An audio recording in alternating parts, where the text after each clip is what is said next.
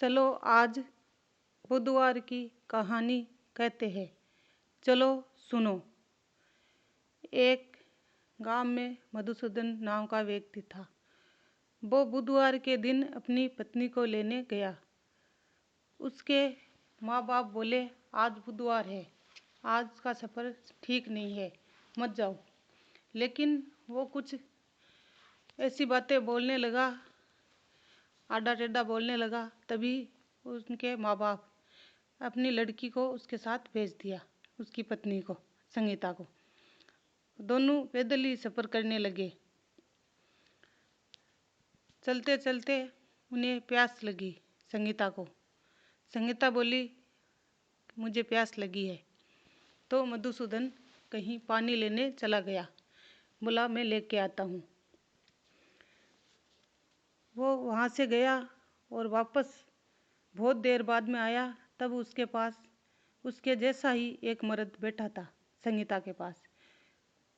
तो मधुसूदन हक्का बक्का रह गया, ये क्या हुआ, मैं तो यहाँ हूँ, वहाँ कौन बैठा है। उसने आकर पूछा तुम कौन हो। तो वो व्यक्ति बोला मैं तो मधुसूदन हूँ।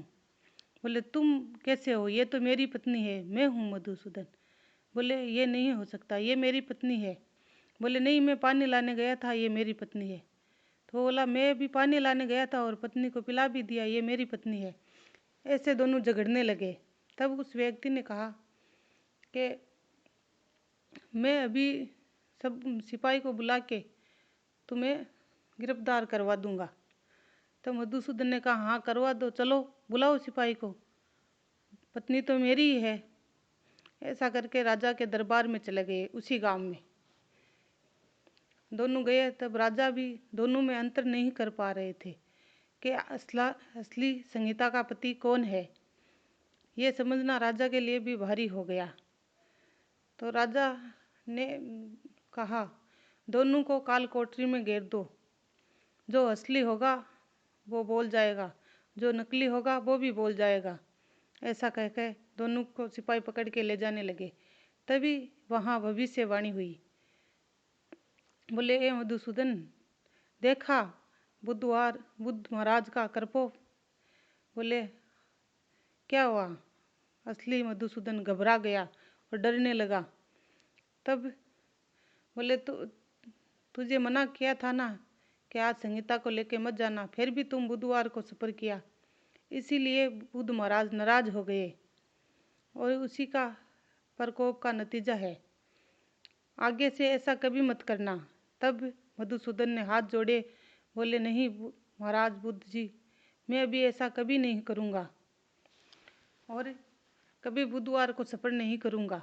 इसीलिए कहते हैं बुधवार को सफ़र नहीं करना चाहिए, बुद्ध युद्ध कराता है। तब वो नकली मधुसूदन वहाँ से गायब हो गया और राजा भी ये सोचने लगे ये क्या हुआ, ये कैसा चमत्कार था, एक इंसान यहाँ से गायब हो गया। तब उसने मधुसूदन से बात की। राजा ने कहा ये क्या हुआ। तब उन्होंने कहा ये बुद्ध महाराज का करपोप है। तभी राजा ने कहा कि नगरी में भी हेला पड़वा दो कि सभी बेटों की माँ बुधवार करे, पति की नार भी बुधवार करे, ये उनके लिए अच्छा होगा, और बुधवार के दिन सफ़र ना करे। जो मानते हैं वो नहीं करते। संगीता के पति ने नहीं माना तो उन्होंने किया। जय महाराज बुद्ध जी की, ऐसा बोल के उन्होंने पूरी नगरी में ही हेला पड़वा दिया।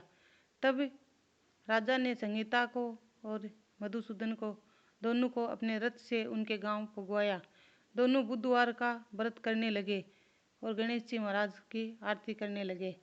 ऐसा करके हे महाराज बुद्ध जी, सभी को जैसे असली नकली का पता चल गया, वैसे सुनने वालों को भी पता चलना चाहिए और व्रत करने वालों को भी, और सभी के घर में फायदा कराना। जय गणेश जी महाराज, जय बुद्ध जी महाराज।